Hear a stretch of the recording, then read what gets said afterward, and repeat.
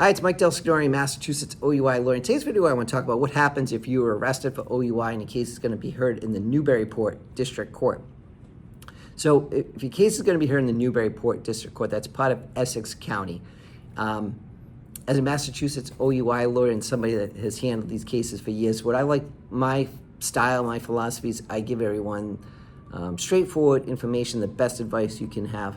And I'll be honest with you, Newburyport might be the toughest court you could be in for OUIs right now. Things change, but generally the judges are more difficult on OUIs and the jury pool is more strict. So what is a reasonable doubt in Newburyport is going to require a lot more evidence on our part, or a lot more contesting of the government's version in terms of cross-examination and presenting evidence than might in some other courts. So what is beyond a reasonable doubt is very subjective, and they're a little stricter in Newburyport than in other courts. That doesn't mean you can't win the case. I've had success in that court, and what I'll do is I'll tell you what I look for in a case. Generally speaking, we're looking for minimizing bad driving. We're looking to explain field sobriety tests in ways other than alcohol. And when we have a sort of a tougher court or tough facts, we may need to present further evidence. I might need, more likely, I think, to call you to testify in a court like Newburyport, or try to present other evidence, just because the argument that this is not beyond a reasonable doubt, there's gaps, there's other explanations, I think that sometimes can be less effective if you have a more strict or narrow-minded audience looking at the evidence. So if a case is more difficult, we want to present more. We want to be more personable. We maybe want to humanize you to the jury or to the judge. Now, most cases in that court, there'll be a lot of more jury trials than bench trials. So, but you should know all this going in. Shouldn't be led to believe that there's no easy case in that court, but you still can win the case, and you still need somebody on your side to help you make the best decision for yourself when charged with OUI. So let's say you were coming back from a work event, had a couple drinks, and was stopped.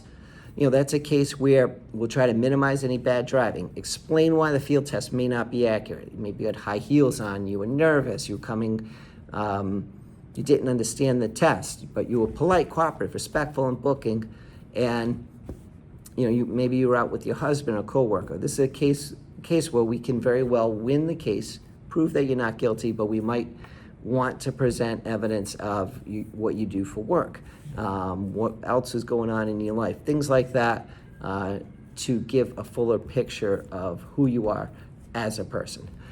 So when you're charged with OUI, the government's got to prove the case beyond a reasonable doubt. They got to prove 3 elements. You operate a motor vehicle in a public way under the influence. So what does it mean to be under the influence? They got to prove that alcohol diminishes your ability to drive safely.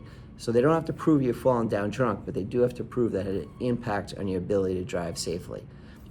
So what happens if you have a first offense and you don't want a trial, or we look at it and we say, well, this isn't a case that we think we can win? You'd likely get a continuance without a finding, 45-day license loss, and have to pay fines and fees, and be on probation for 1 year. That's so the standard resolution in these cases. If it's a second offense, you're looking at different penalties, but on a first offense, you're looking at a continuance without a finding, 45-day license loss, and fines and fees. If you took a breathalyzer and you failed, your license losses for 30 days, and then you face a potential 45-day license suspension if you're convicted of OUI. So there's always 2 suspensions. Keep that in mind.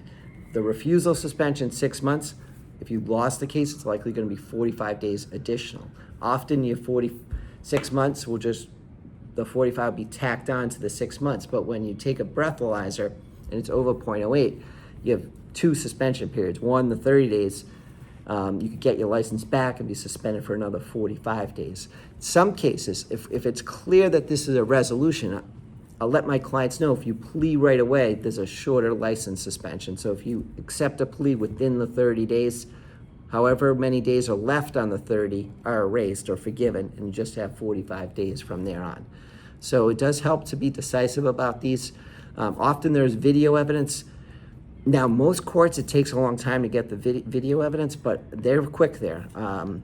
I received a video on the arraignment date, which is the first time I've ever seen it. So that I don't believe, that's not with all departments, but some of their departments are very efficient in terms of giving and providing evidence, more so than other parts of the state.